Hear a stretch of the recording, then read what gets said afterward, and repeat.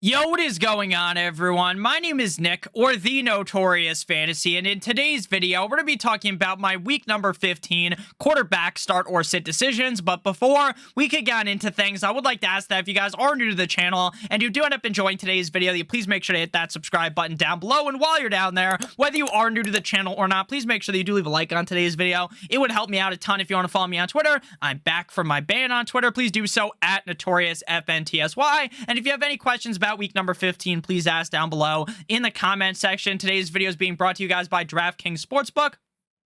They have a great offer for you guys that we're going to be talking about a little bit later. So without further ado, let's get into my week number 15 quarterback start or sit decisions. We begin with Thursday Night Football. The San Francisco 49ers at the Seattle Seahawks. In this matchup, I like both of the starting quarterbacks. Big cock Brock Purdy is going to be without Deebo Samuel for this game, as well as the next couple of games. But honestly, even up against the Seattle Seahawks, that's defense is pretty decent. I still think Brock Purdy will be able to be a relatively solid fantasy start on the week. He's not a guy that I'm banging the drum aggressively for, thinking he's going to drop 25 plus points in this spot. But honestly, it might be possible up against Seattle. He still has Brandon Ayuk. He still has George Kittle. He still has Christian McCaffrey. So he should be just fine in this game, considering how good he's looked over the last two games, as well as the fact that he has a little bit of sneaky rushing upside. I'm not saying he's like Lamar Jackson, Jalen Hurts, Kyler Murray, one of the more talented running quarterbacks in the NFL, but he does have a 3-yard rush for a touchdown in him at some point in any given game. Geno Smith is going to be a start as well. I do think his upside is limited by the fact that the San Francisco 49ers have one of the best defenses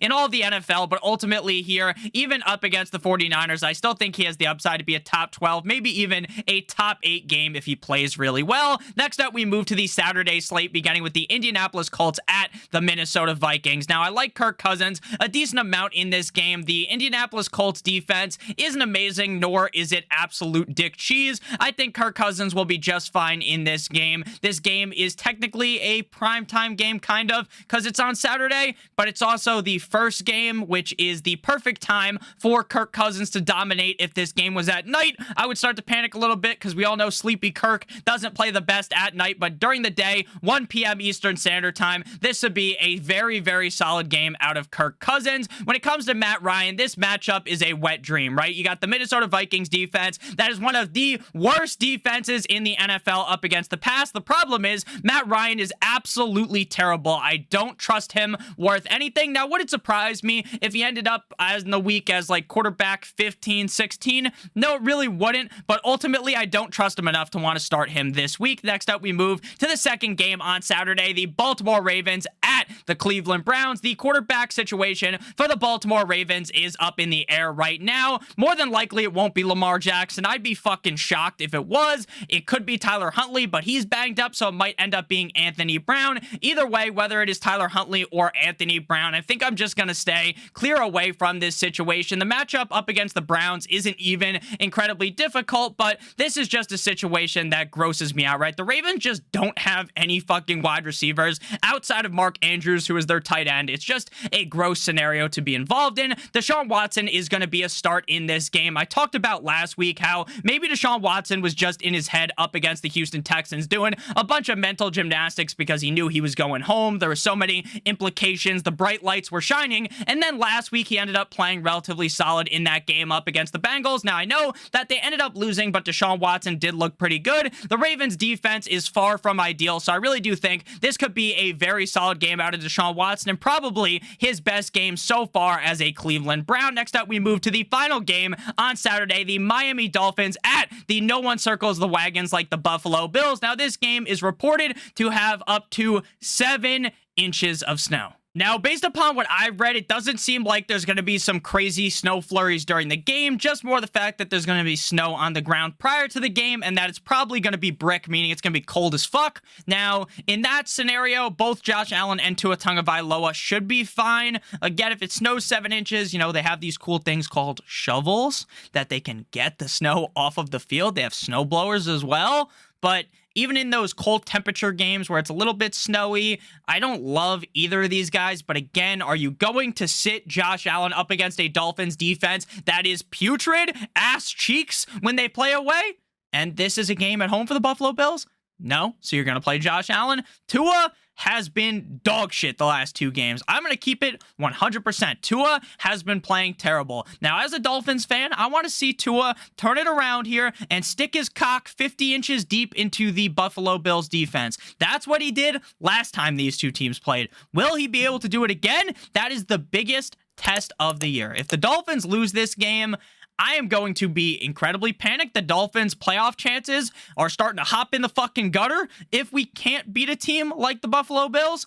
And I am very nervous about this game. I'm going to be sweating the whole entire fucking time. Tua Tagovailoa is start worthy, but I'm going to keep it honest with you guys. I always try to be as honest as possible. I am incredibly nervous about Tua in this spot. Now we move to the beginning of the Sunday slate with the Atlanta Falcons at the New Orleans Saints. Now the Falcons defense is complete and utter fucking trash, so it wouldn't surprise me if Andy Dalton had a good game. But again, how high is the upside for Andy Dalton? Because Andy Dalton's upside might be like quarterback 8, whereas his downside, he could literally be even in the easiest matchup. Like, he could be going up against a bunch of fucking 5th graders and the guy might throw 4 fucking interceptions. He is incredibly untrustworthy, so I'm not trusting Andy Dalton here, even in a solid spot. Desmond Ridder with his first ever start in the NFL. The Saints defense is pretty average, so I actually think with the rushing upside that Ridder has, he could be pretty decent, but I'd rather watch from afar, you know, and be like, ooh, maybe next week I could pick up Desmond Ridder if I'm streaming quarterbacks. But this week I'm just gonna watch it, you know, from afar, from like in Mythbusters when they stand behind those like door things when they blow some shit up. That's what I'm doing, watching Desmond Ridder. On Sunday, next up we got the Pittsburgh Steelers at the Carolina Panthers. If Mitch Trubisky starts, this game is absolutely disgusting. And not disgusting like when you see Tony Hawk fucking do some crazy, I don't even know, kickflip or something. Someone's like, oh damn, that was disgusting, bro. No, this is disgusting like watching your grandma get fucked by Santa Claus or something like that. So Mitch Trubisky here, disgusting. I can't stand Mitch Trubisky. Now, he's not as bad as people say he is, but there's no way you're going to watch him and you're going to watch him and then start him in fantasy. Like, if you watched how he played last week, you're not like, oh man, I should start Mitch Trubisky this week. No, you're not fucking thinking that. Sam Darnold, Mono Man Sam, has actually been pretty decent as a starter for the Carolina Panthers, but the Pittsburgh Steelers defense is the best defense he has faced thus far, and I don't expect Sam Darnold to roll all over that Steelers defense. Next up, we move to the Philadelphia Eagles at the Chicago Bears, and this one should be incredibly obvious. You're going to be starting the guy who's most likely going to potentially win MVP. If it's not him, it's going to be Patrick Mahomes. Obviously, we're talking about Jalen Hurts here. He should be able to roll up the Chicago Bears defense like a blunt and smoke them. This should be an incredibly easy matchup. Jalen Hurts might drop 40 fucking fantasy points in this game if they don't bench him going into the 4th quarter. Justin Fields, when he plays, you're going to start him. The rushing upside's immense, just like with Jalen Hurts. Now, the tough part about this is the fact that the Eagles are no pushover, right? The Eagles have one of the better, if not the best defense in the NFL. They're definitely up there with the San Francisco 49ers as one of the best defenses in the NFC, as well as in the whole entire league. But again, Justin Fields has just found a way to be good in every game recently. Now, I know at the beginning of the year, he wasn't really playing too well, but at least recently, this guy has been on fucking fire, NBA Jam style, and there's no way that I'm going to extinguish him and put him on my bench. There's just no way you can do that, right, with how hot Justin Fields has been playing. Next up, we got the Kansas City Chiefs at the Houston Texans. Davis Mills as well as Jeff Driscoll are looking to get the 1-2 punch at the quarterback position yet again, like we saw last week, up against the Cowboys. And some famous words that I've heard before is if you have 2 quarterbacks, you actually don't have any quarterback, or something like that, I think is the correct saying. That is very fucking weird, but it actually kind of worked last week, so let's see it again. That means Davis Mills, you weren't going to start him even if he was the only quarterback, but now with Jeff Driscoll looming back behind him, there's no way you can do that. Patty Mahomes is obviously going to be a start. The weirdest thing about the Chiefs is that they never really step into fucking overdrive. They really never go for the kill shot, O.J. Simpson style, right? They never go for the final blow. Instead of just running up the score on these teams, they kind of just take it easy in the second half, right? If they're up by 14 against the Texans, they're not going to really be like, hey, let's go up 21. No, they're going to be like, oh, let's just hand the ball off, and if we score, we score. But we can just kind of dangle the game in front of the other team, right? We can just kind of tease them a little bit, and then we're going to win, obviously. We're going to win. There's no way we're not going to win, but we're going to just keep it easy here. Keep it easy.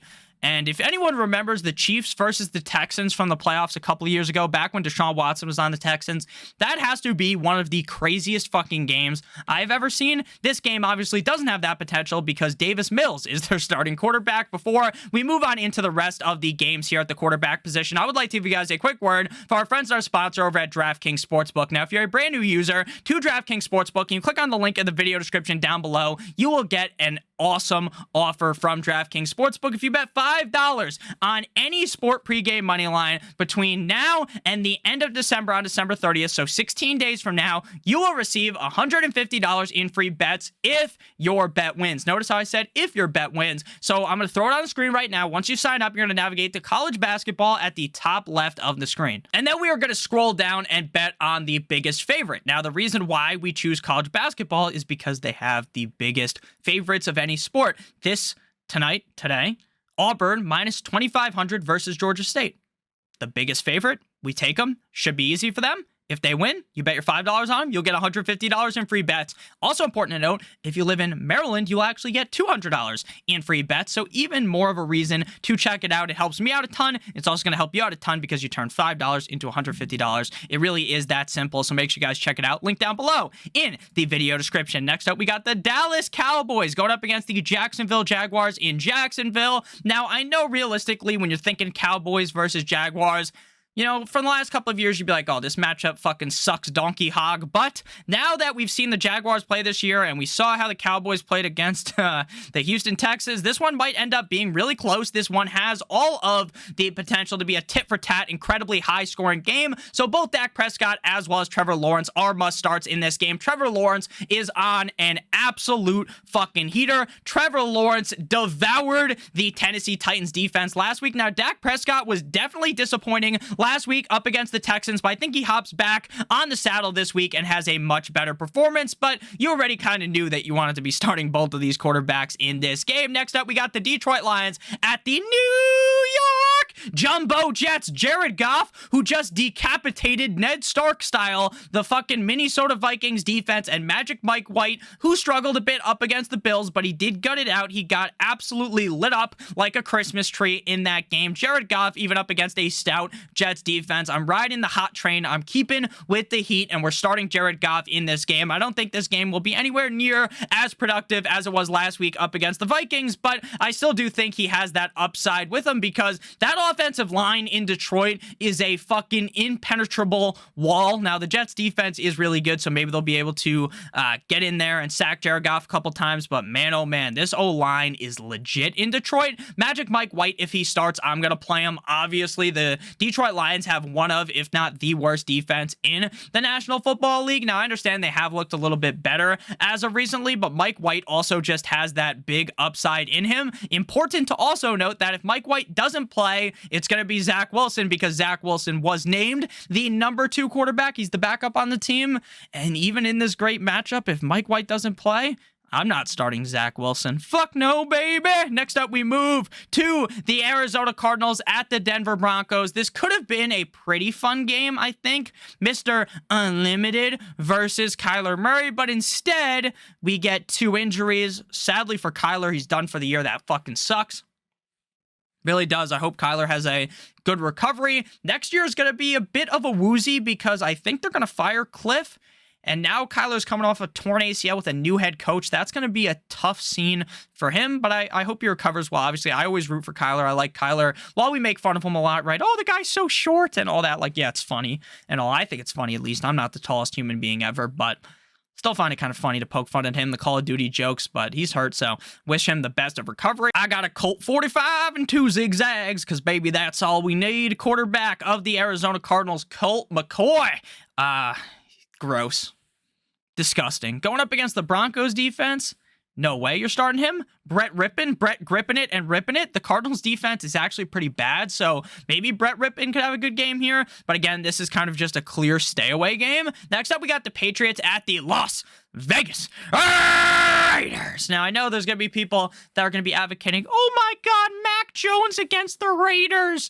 Oh, wow, that's a wet dream matchup, Nick. You got to go with Mac Jones against the Raiders.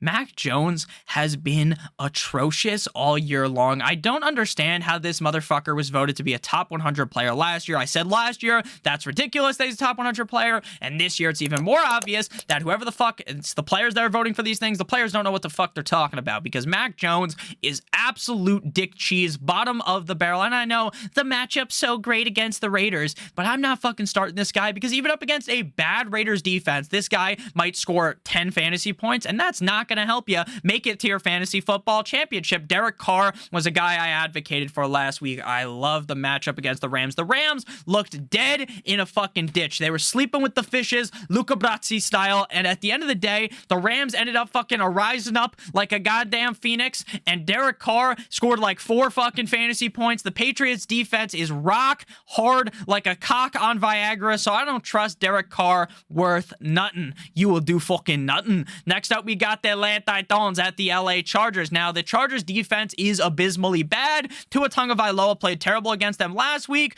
Now, I will note that I do think it's a little bit bullshit how these players were really roughing up Tyreek and Jalen Waddle. There's a lot of pushing and all, shoving and hand play. I don't know what the fuck you want to call it. Hand play sounds like you're getting your cock strummed on by a female. But at the end of the day here, there was a lot of pushing, shoving that shouldn't be allowed, but it is what it is. The Dolphins get the worst calls in the NFL as a Dolphins fan. That's how I feel. Probably not the case, but it feels like it because I pay the closest attention to that. And that fucking roughing the passer call on Monday Night Football, Sunday Night Football against the Dolphins, I almost broke my my TV.